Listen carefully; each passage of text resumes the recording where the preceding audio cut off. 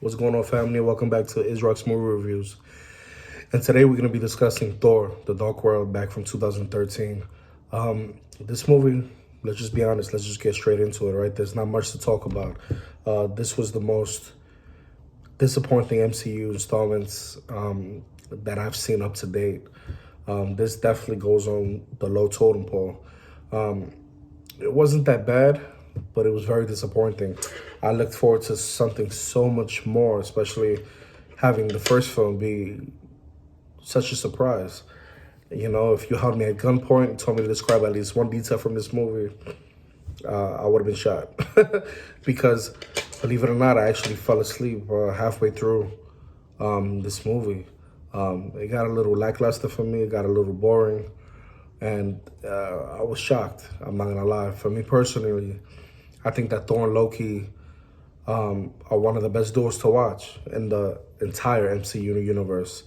And this movie, again, the chemistry between them was dynamic. It was awesome.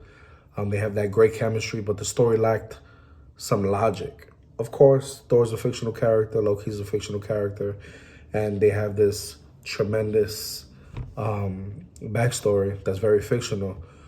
But we wanted to see some logic, especially they have real depth characters like Jane Foster in this movie. For me, this movie is a bit of an overkill. Thor and Loki still make it enjoyable to watch. I don't think it's as bad as people say it is. But for me, Malekith was a weak villain. I think most MCU movies, I think that's what they suffer from, weak villains. Majority of the films in the MCU universe don't have the best villains. There's only a number of films that actually do. Combined with a boring and overlong action plot, there was action in this movie, but the action doesn't succumb to anything special. Thor: The Dark World is truly a low point in this genre, in this MC universe, sad to say. You know, but as always, Chris Hemsworth, you have Natalie Portman here and Tom Hiddleston, who were great on this film, as well as Kat Dennings and Stellan Skarsgård, who I enjoyed very much. But sadly, they fell victim to either poor direction or poor written script. The movie was hard to follow at times. Man, the villain, like I said before, is forgettable. It was good to see what happened to Dr. Eric Selvig after the Avengers events, and the CGI was decent enough, but that's all they have here. This movie is just there to exist as a sequel. That's the way I felt. You know, I felt like it had some good moments, but most of it was very, very uninspiring. I was shocked because this was probably the most disappointing sequel since, well, I'm not even going to say Iron Man 2. You know, Iron Man 2 wasn't the best film to me, but it wasn't as disappointing as this one. You know, this one definitely gets that one by a lot. You know, I think the only thing that saves this is the bromance between Loki and Thor, honestly.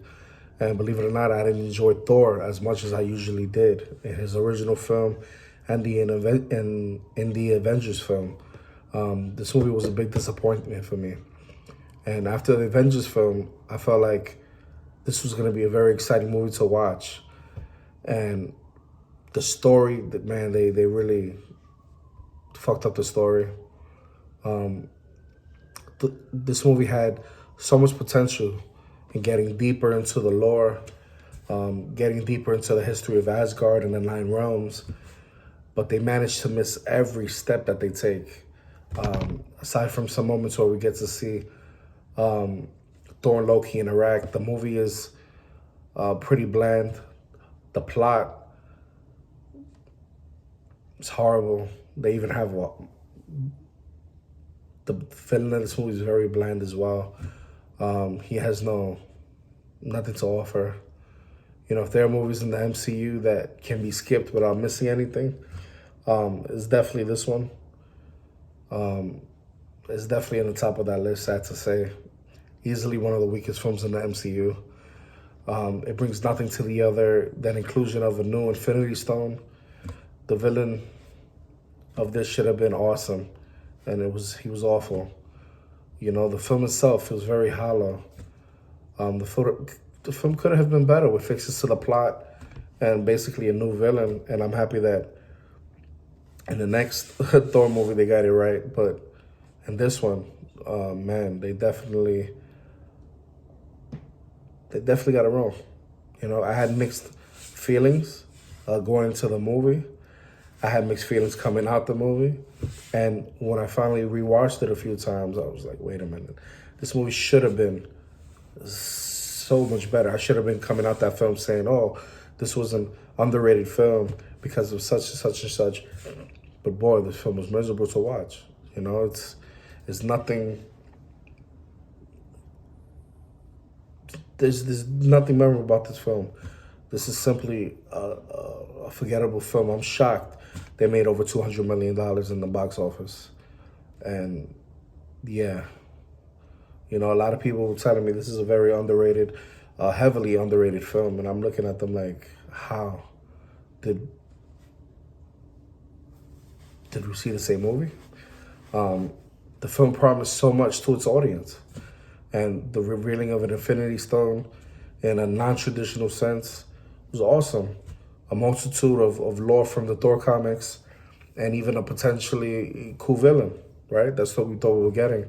The Dark Elves start off as this amazingly malevolent evil force in the MCU, only to then become a bunch of drones with a leader who doesn't even know much of anything. Especially detesting having Loki's character being reduced to a whole bunch of badliners in this one. Although I still think he was awesome. But this movie was definitely dark for the wrong reasons. This Marvel film is a disposable exhibition of excess grounded work by the writing team. I'm shocked Kevin Feige let this movie pass the way it did. You know, Hiddleston is always committed in this role, even though occasionally he seems like he's over the top. But that's what the role consists of. That's what the role needs. He's Loki, god of mischief. You know, it's a bad film. I think the best part of the film was Idris Elba, and you know, I just like the way he acts in the movie, the way he holds down the sword. This movie does have decent action, but the attempts of humor float along miserably. And I'll leave it at that, man. This wasn't a good sequel. It's one of my least favorite MCU movies, and I'm sure if you watched it already, you know what I mean. And if you haven't watched it already, you know, I recommend you do watch it so that way you're in line in the MCU, even though this movie, honestly, you're not going to miss nothing potentially that's going to hinder your experience with the other movies.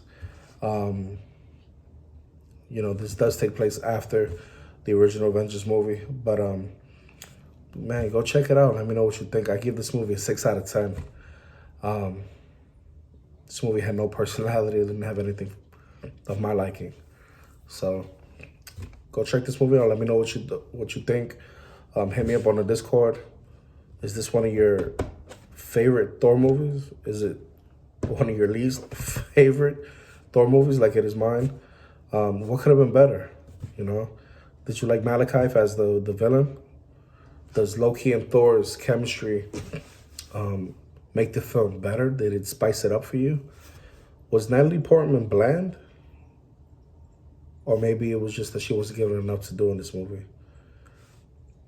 I don't know. Do you want to see more of Kat Dennings? Possibly, right? But if you liked this review, hit that like button. Hit that notification bell. And if you want more content from me, all you got to do is subscribe. And I look forward to hearing from you. To the next one. Peace.